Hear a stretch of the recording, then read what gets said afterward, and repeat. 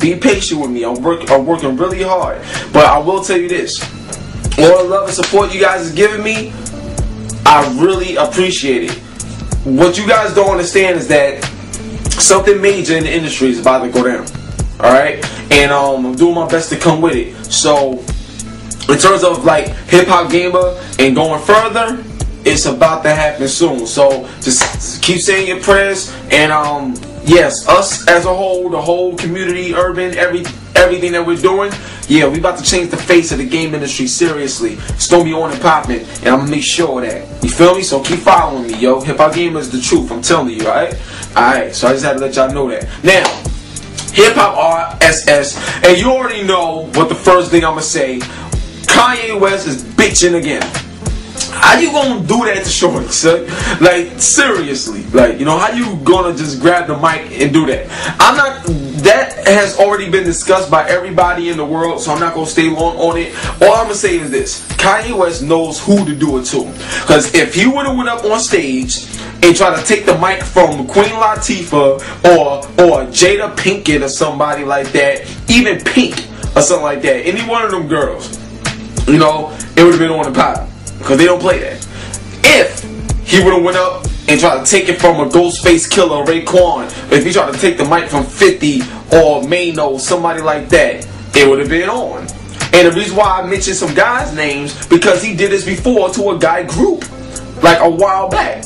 So he knows who to do it to. And basically, he thinks he's a bully that he can go out there and do it like that. I'm telling you right now, I dare Kanye West to go out there and do that to a real mob, a real hood street dude. I dare him. I dare him to go out there and do that, because he already know, like, all those designs in his head will be crisscross coming out his eye. His whole jaw be like this extra, like, you know what I'm saying? At the end of the day, like, for me, to Kanye West personally, dog, like, you got money. You do good music. Be happy and thankful for what you got. Seriously.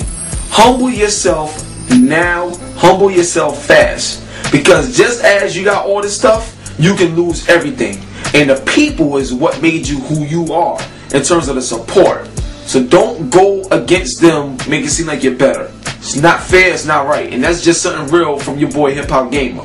Alright, but I just had to put that out there. Now, moving on. Just to let you know briefly, 50 Cent new album is coming out in November. I don't remember what day, but it's coming out in November. Alright, so before I self-destruct, it's been a long time coming, but it's a movie that they was also working on to launch coincide with the album. And it's not like a movie like how Get Rich or Die Trying's DVD was, you know, in terms of when the first album came out. This is supposed to be an actual movie coming with the album, so it's going to be pretty interesting, you know, to see, you know what I'm saying? So stay tuned for that, because, you know, the movie, it looks like it's going to be really, really good. It looked like it was real, you know, well developed, good characters. Seems like it's going to be hot, so, and it's going to be street, so you know, you don't want to miss that, so stay tuned to that. Also, Raekwon's album, I told you guys last week that I was going to listen to it. I was going to come back and tell you guys, okay, Raekwon's album is fire. I'm telling you, it is, oh my God. Like, it's fire. I didn't even hear the whole album, to be honest, but I heard like more than 50% of the album so far. And what I got to tell you is, it is a real hard, good street album. Now, in terms of comparing it to Jay-Z's Blueprint 3, it's hard to compare it, because I'm going to give you a good example. I'm going to break it down briefly.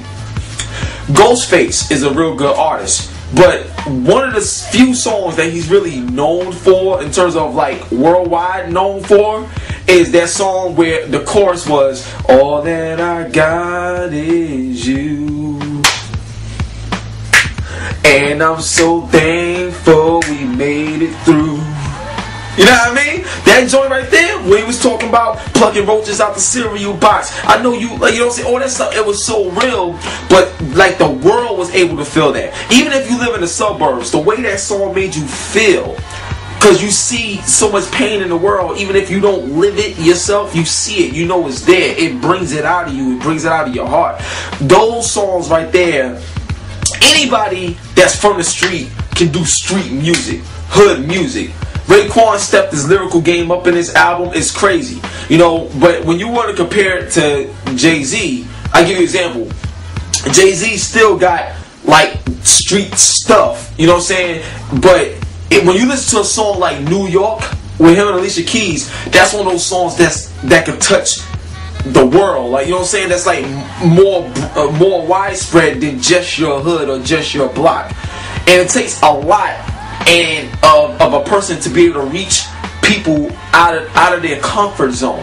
You see what I'm saying? That's when, instead of you becoming a rapper, you're really becoming like an artist, to be able to bring that type of power to your music.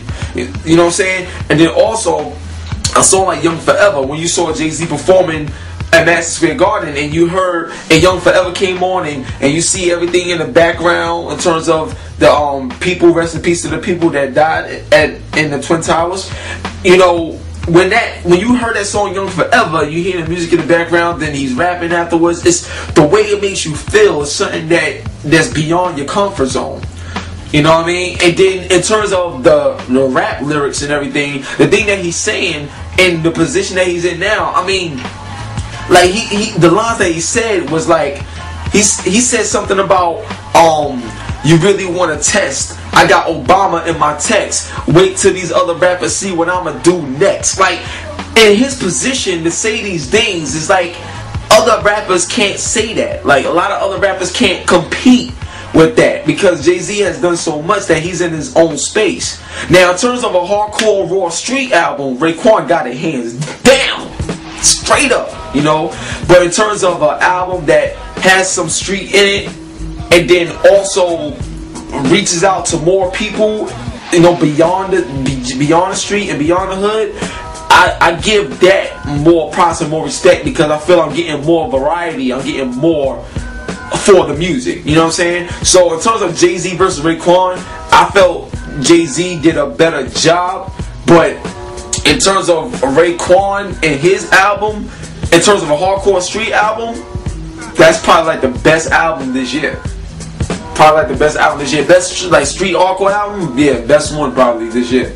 It's really that good, really that good. So that's my opinion, and I think that's a fair way to back it up. Because at the end of the day, you know, you do want to expand. Like, I give you an example. When you hear songs like Cream, you know what I'm saying? Cream, get the money, dollar dollar bill, y'all. It's like, even though that's a street song, it had a type of commercial feel.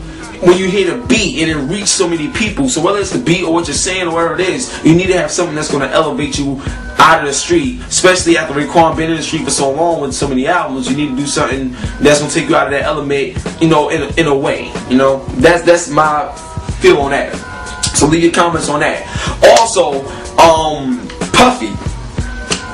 Oh my God, yo, Puffy may sign with Interscope, joining 50 Cent, Eminem, and Dr. Dre. So what's going to happen to Bad Boy? You know what I'm saying? Puffy's looking to bring Bad Boy over there with them. Let me tell you, and everybody should know this, like, Puffy done screwed so many people over. That's why he can't make a band. Like, he can't do what he used to do. So what else do you do when you can't get nobody else involved with you or really keep your word when you're working with other people? Do stuff yourself because you only gonna be able to rely on yourself. Now, Puffy is an incredible businessman, but at the same time, everything isn't business, and everything ain't all about money, and everything ain't always about trying to outshine everybody else. You know what I'm saying? I'll give you an example. Red Cafe. They made a big deal about him being on Bad Boy. Puffy out here saying that he has the potential to fill Biggie's shoes and all this other stuff. Where he at? Like, what the hell? What happened? What's going on? You see what I'm saying? Now, I don't believe that Red Cafe will mess up his own deal after working so hard by himself in the street to get to where he's at. It make no sense. You see what I'm saying? And a lot of people that has worked with Puffy, I mean, look at Sean. Look at the raw deal he got. Puffy just jerked him bad. You know what I'm saying? So, a lot of people that work with Puffy, something don't happen to them that's not so good. So, I don't know what's going to happen with that, but I think he realizes that, and I hope Puffy gets it together, and that's just, you know, real talk. You know what I'm saying? So, That's the way I feel about it. But other than that, that was the HipHopRss. We closing out the show. I hope you guys enjoyed it. Until next week, one love. God bless. Peace. Later.